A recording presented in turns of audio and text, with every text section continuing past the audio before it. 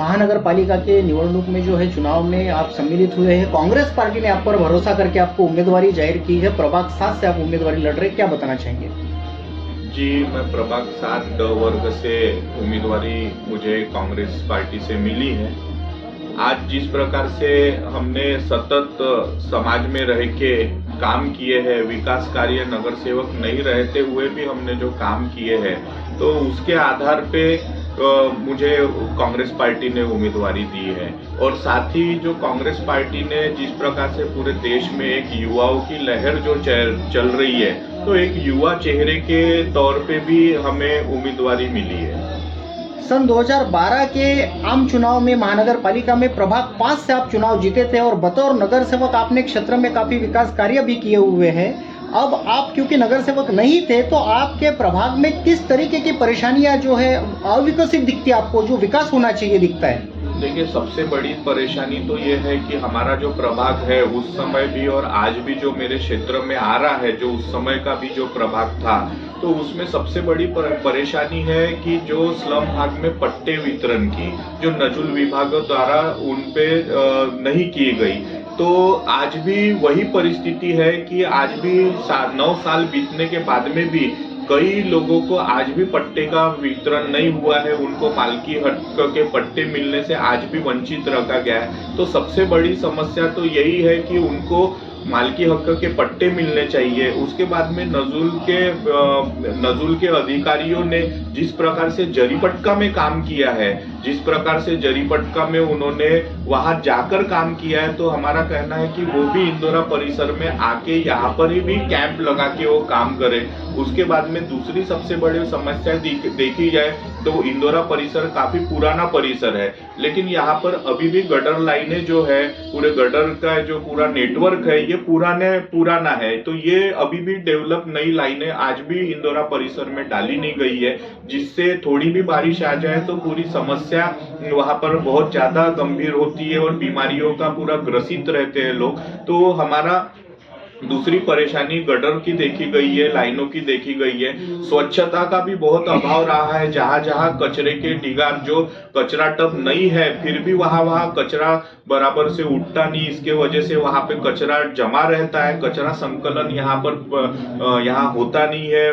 तो इस वजह से दूसरा है दूषित पानी जो है, वो भी यहाँ पर बहुत बड़े पैमाने पे देखा गया है। तो इस प्रकार से काफी समस्याएं यहाँ इस प्रभाग में देखी गई है। शिक्षा के क्षेत्र में मनपा चाहे तो बहुत अच्छा काम कर सकती थी, लेकिन प्राइवेटाइजेशन के चलते शिक्षा क्षेत्र को और पीछे धकेला गया मनपा की ओर से। मनपा की स्कूलों को बंद किया जा रहा है। ऐसे में आपका जो क्षेत्र है ये बहुजन बहुल क्षेत्र है, आर्थिक पिछड़े लोग यहाँ रहने के लिए आपके पास क्या प्लान रहेंगे? ये आपने हमारा जो चुनावी जो एजेंडा है, तो ये एजेंडा में सबसे पहले नंबर पे देखा जाएगा तो हमने शिक्षण को प्राथमिकता दी है, क्योंकि डॉक्टर बाबा साहब आम्बेडकर ने कहा था कि जो पढ़ेगा वही आगे बढ़ेगा।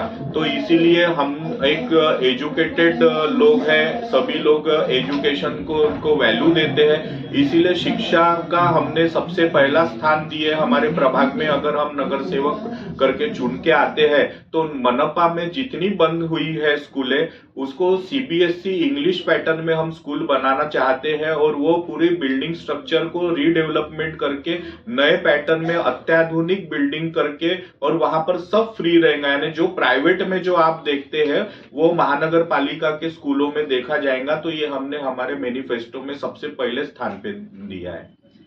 खेल और अन्य जो चीजें होती है युवाओं के लिए, युवा सक्षमीकरण के लिए, उन चीजों को लेकर आपकी क्या संकल्पनाएं हैं? खेल के जो मैदान है, एक इंदौरा मैदान है जहाँ पे क्रिकेट बहुत बड़े स्तर पे खेला जाता है आज हमारे प्रभाग के लोगों द्वारा। उसके बाद में बुद्ध नगर का ग्राउंड है, आसी नगर का ग्राउंड है। ये खेल के मैदान के नाम दिए गए हैं उनको, मनापा के इसमें इनका नाम खेल के मैदानों में सम्मिलित है, लेकिन आज भी उनका उस स्तर पे डेवलपमेंट नहीं हुआ। आज भी आप आसी नगर जोन के बाजू में जाके देखिए तो इतना बड़ा मैदान खेल के रूप में वहां पर नाम निर्देशित है, लेकिन आज भी जोन का वहां अतिक्रमण है। वहां पे जोन का अतिक्रमण होने की वजह से वहां मैदान करके वो विकसित नहीं हो पा रहा है। आज बुद्ध नगर का जो मैदान है वहां पर भी वही समस्या है।